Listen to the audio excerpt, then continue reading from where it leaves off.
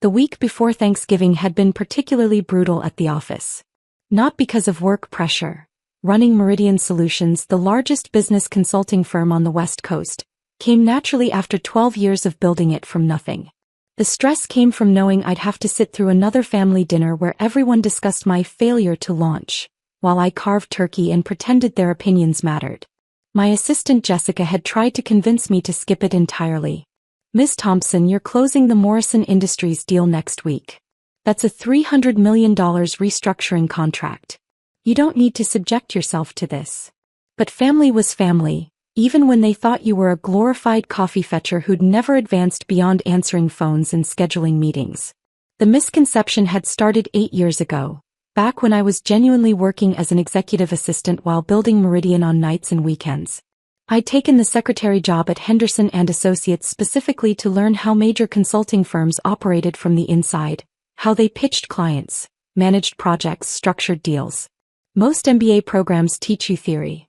I wanted to understand the real mechanics of high-stakes business consulting. When family asked about work during those early days, I'd say I was working in business consulting or helping companies with organizational restructuring. Somehow, this translated into "Sarah is a secretary," and once that narrative solidified, it became impossible to correct without seeming delusional. The first time I tried to explain that I'd started my own firm, Uncle Mike had chuckled and said, "That's great, honey. It's good to have goals." When I'd mentioned landing my first major client, a $50,000 contract to streamline a manufacturing company's operations, Dad had nodded approvingly and said, "See? All that experience answering phones is paying off. Maybe you can work your way up to office manager." Eventually I stopped trying to correct them. It was easier to let them maintain their delusions than to deal with their skepticism. And honestly, there was something darkly amusing about listening to them debate my career prospects while I was quietly building a consulting empire that would eventually employ half the business graduates they held up as success stories. But this Thanksgiving felt different. Maybe it was because Meridian had just been named Consulting Firm of the Year by Business Week. Maybe it was because we'd grown to 2,400 employees across 15 offices. Or maybe it was because I'd finally gotten tired of being treated like the family charity case at 30 years old. The dinner was being held at my parents' house in Bellevue, the same 4-bedroom colonial where I'd grown up, where family photos still showed me in my high school cap and gown next to my brother David's Harvard MBA and my sister Jennifer's medical degree. I arrived precisely at 3 p.m., carrying the green bean casserole I'd been assigned to bring. Mom greeted me at the door with her usual mixture of love and pity. "Sarah. Oh honey, you look tired. Are you getting enough sleep? I worry about you working such long hours for so little pay." "I'm fine, Mom. The casserole's still warm." "Wonderful.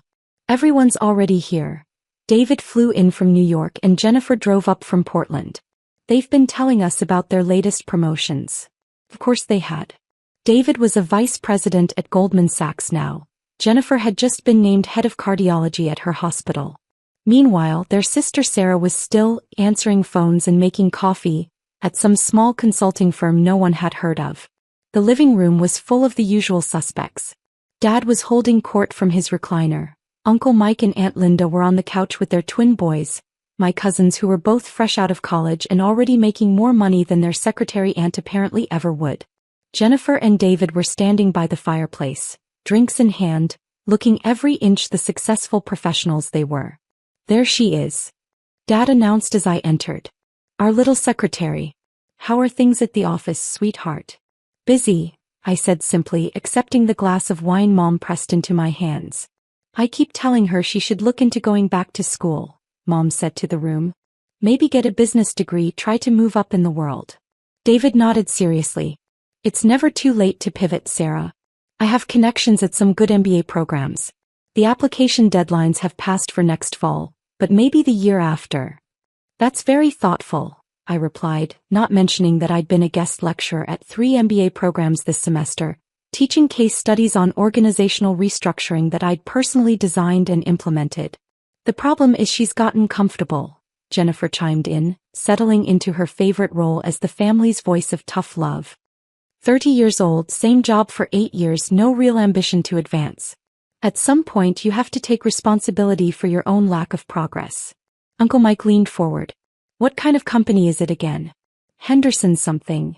I actually left Henderson 6 years ago, I said. I work for a different firm now. Oh. Mom looked surprised. You never mentioned changing jobs. What's this new company called? Meridian Solutions. Dad frowned. Never heard of it. Is it bigger than Henderson?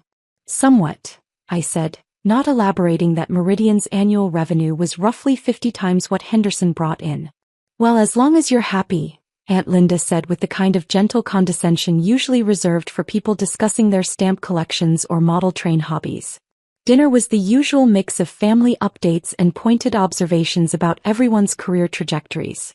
David regaled us with stories from Goldman Sachs, the high-stakes deals, the international clients, the bonuses that exceeded most people's annual salaries.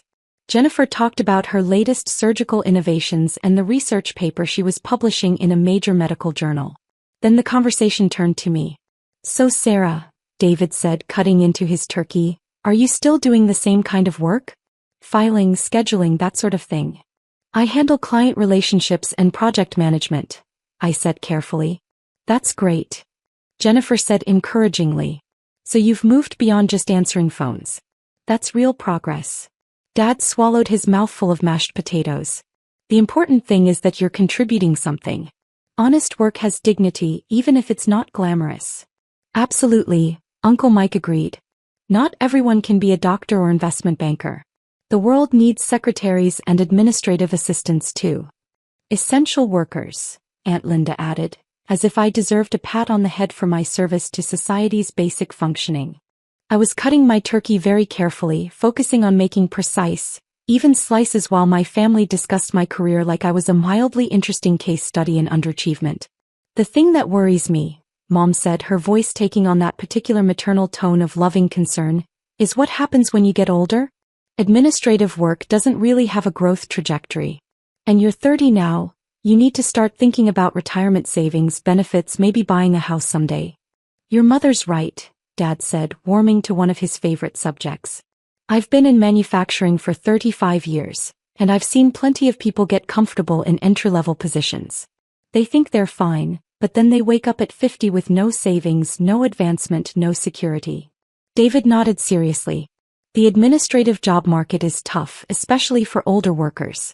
You might want to consider transitioning into something with more growth potential while you still can. Like what? I asked, genuinely curious about their career advice. Well, Jennifer said thoughtfully, you could go back to school. Get a degree in business administration, maybe human resources.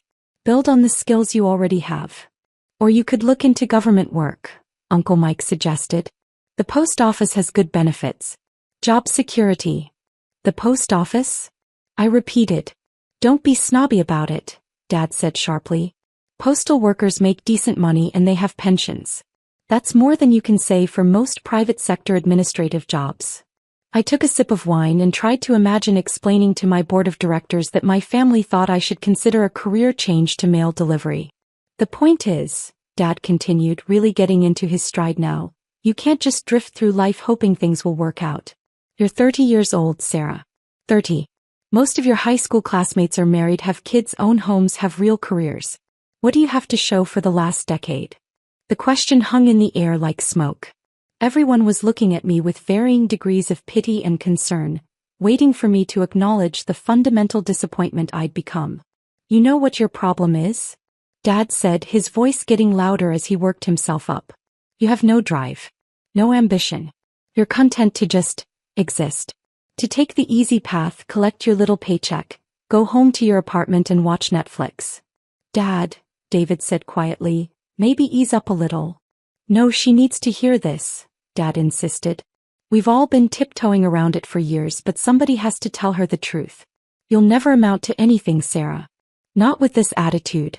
30 years old and still a secretary, still living paycheck to paycheck, still making excuses for why you haven't advanced in 8 years. The room went completely silent.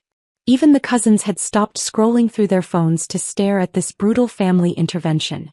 Success requires sacrifice, Dad continued relentlessly. It requires taking risks, working harder than the next person, refusing to settle for less than excellence. Look at your brother, Harvard MBA, now he's managing billion-dollar portfolios. Look at your sister medical school residency, now she's saving lives every day. They didn't just coast through life accepting whatever scraps they were offered. I set down my fork and looked around the table at my family. These people who loved me enough to invite me to Thanksgiving dinner but thought so little of my capabilities that they genuinely believed I'd spent 30 years accomplishing essentially nothing.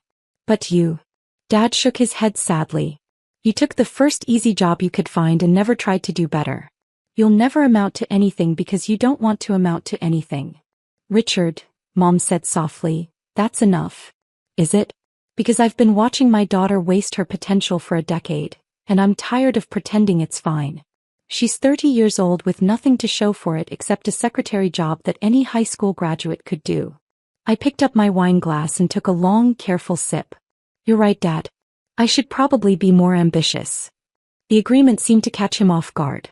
He'd been prepared for defensiveness or tears, not acknowledgement. Well, he said, slightly deflated. Good. That's good that you recognize it. I do, I said calmly. In fact, I've been thinking about making some changes. Mom looked relieved. What kind of changes, sweetheart? Oh, just some adjustments to my current work situation. Nothing dramatic. The conversation moved on after that, but the mood had shifted. Dad seemed satisfied that he'd finally delivered the wake-up call I apparently needed. Mom was hopeful that maybe this would be the push to get me back on track. Jennifer and David were supportive but cautious, clearly worried that I might do something impulsive and make my situation even worse. I finished my dinner quietly, helped clear the table, and left around 7 p.m. with a container of leftover turkey and promises to think seriously about what Dad had said. The drive back to my penthouse apartment took 40 minutes. I spent most of it on a hands-free call with my head of mergers and acquisitions, finalizing details for Monday's announcement that Meridian Solutions would be acquiring Morrison Industries, the manufacturing conglomerate where my father had worked for 35 years. It wasn't personal. Morrison had been in financial trouble for 2 years, hemorrhaging money due to outdated processes and bloated management structures. We'd been approached by their board 6 months ago to handle the restructuring, but after reviewing their books, I'd recommended acquisition instead. At $2.8 billion, it was the largest deal in Meridian's history, but Morrison's supply chain relationships and manufacturing capabilities were exactly what we needed to expand into industrial consulting. The fact that Dad worked there was purely coincidental. The fact that Monday's acquisition would put me in control of his payroll was just serendipitous timing. I spent Saturday morning reviewing the final contracts and Sunday afternoon at the office, briefing my senior partners on the integration timeline.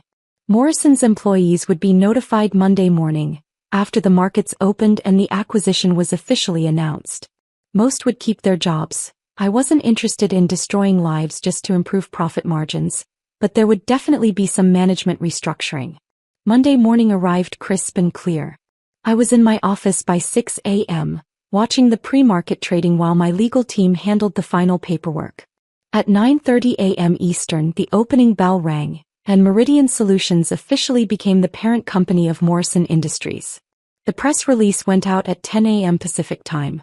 Meridian Solutions completes $2.8 billion acquisition of Morrison Industries, read the headline in the Wall Street Journal. The article included a photo of me shaking hands with Morrison's former CEO, along with a quote about our plans to preserve Morrison's manufacturing excellence while implementing Meridian's proven operational efficiency models. Dad's phone call came at 10:47 a.m. Sarah. His voice was strained, confused. Honey, I need to ask you something and I need you to tell me the truth. What's wrong, Dad? I just got an email about some kind of corporate restructuring at Morrison. They're saying we've been acquired by a company called Meridian Solutions. And the thing is... He paused and I could hear papers rustling. The thing is, that's the company you work for, isn't it?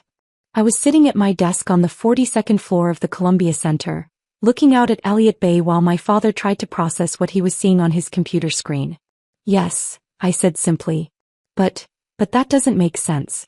You're a secretary there. Actually, Dad, I'm the founder and CEO. The silence stretched so long I wondered if the call had dropped. That's not possible, he finally said.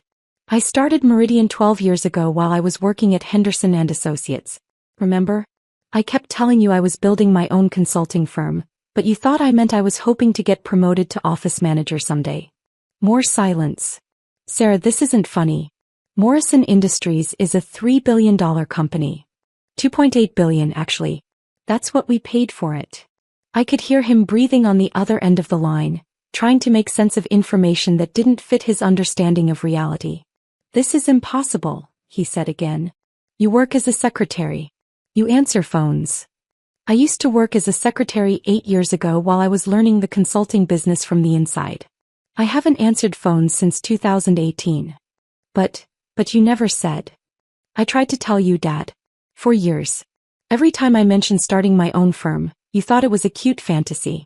Every time I talked about landing new clients, you assumed I meant my boss was giving me more filing to do. Every time I tried to explain what Meridian actually did, you nodded politely and changed the subject. The papers were rustling again. I could picture him scrolling through the press release, seeing my name listed as CEO and founder of the company that had just purchased his employer. Sarah Elizabeth Thompson, he read aloud, his voice hollow. Founder and Chief Executive Officer of Meridian Solutions. Age 30. Recognized as Business Week's Consulting Executive of the Year. That's me. You're 30 years old, he said weakly. Yes. And you own the company that just bought Morrison Industries. I own 68% of Meridian Solutions, which as of this morning owns 100% of Morrison Industries. Another long pause. How much? His voice cracked. How much is your company worth? I looked at the latest valuation report on my desk. Based on this morning's acquisition, the investment banks are estimating Meridian's total value at around $12.3 billion. The phone went completely silent. For a moment I thought he'd hung up, but then I heard what sounded like him sitting down heavily in a chair. $12 billion, he whispered. Give or take. You're worth $12 billion? Well, 68% of $12 billion, so closer to $8 billion personally. Though most of that is tied up in company equity, not liquid assets. I heard Mom's voice in the background asking what was wrong. Dad's voice was muffled as he explained to her that our secretary daughter had apparently just bought his company. Sarah, he said, coming back to the phone, I don't understand any of this. How is this possible? When did this happen? It's been happening for 12 years, Dad. Meridian started with me and 2 partners working out of my apartment. Our first major client was a small tech company that needed help streamlining their operations. I charged them $50,000 for 6 months of work. We used that money to rent a real office and hire our first employees. I could hear Mom in the background now, her voice getting higher as Dad apparently showed her something on his computer. By year 3, we had 40 employees and were handling restructuring projects for mid-sized companies. Year 5, we opened our second office in Portland. Year 7, we went international with an office in London. Last year, we opened our 15th location in Singapore. 15 locations?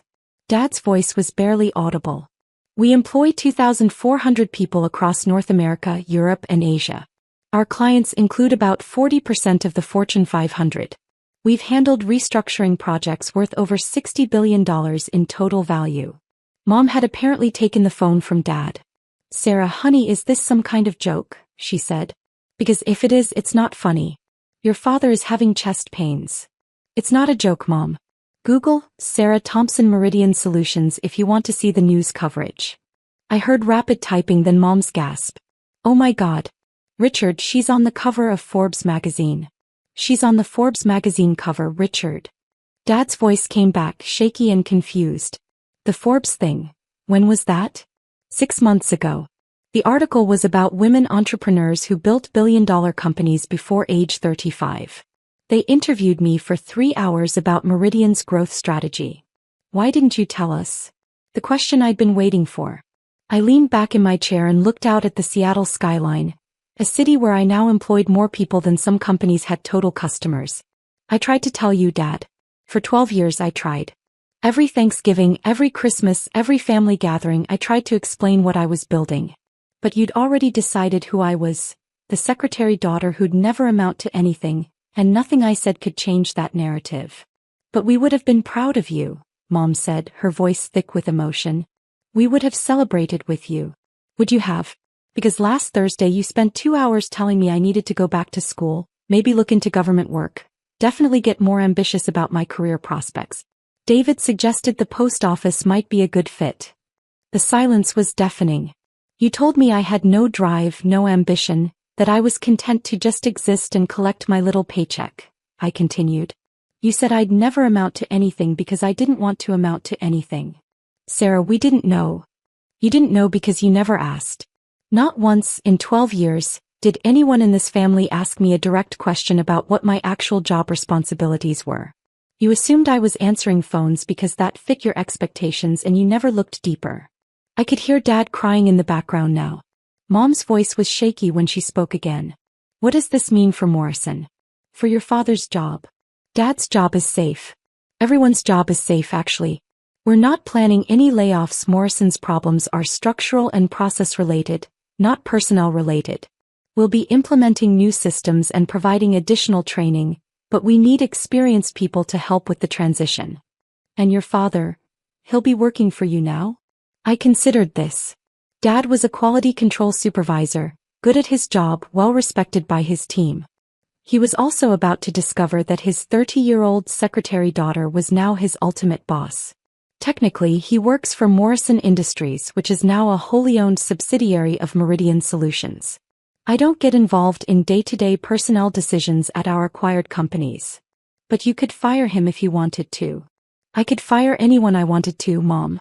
I could shut down the entire company if I felt like it. That's what ownership means. The weight of this seemed to be settling in. Their secretary daughter, the family disappointment, the one who'd never amount to anything, now controlled the livelihood of not just Dad, but his 3,400 co-workers. Sarah, Dad's voice came back, stronger now but still shaky. I owe you an apology. A big one. You owe me 12 years of apologies, Dad. You're right. God, you're absolutely right. We've all been so wrong about you. So completely wrong. Yes, you have. Can you forgive us? Can you forgive me for what I said on Thursday? I thought about this question while watching a container ship navigate through Elliott Bay 42 floors below. In a few hours, I'd be in a board meeting discussing our expansion into South American markets.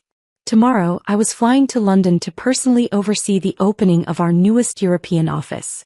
Next week, I'd be testifying before a Senate committee about international trade policies that could affect our clients' global operations.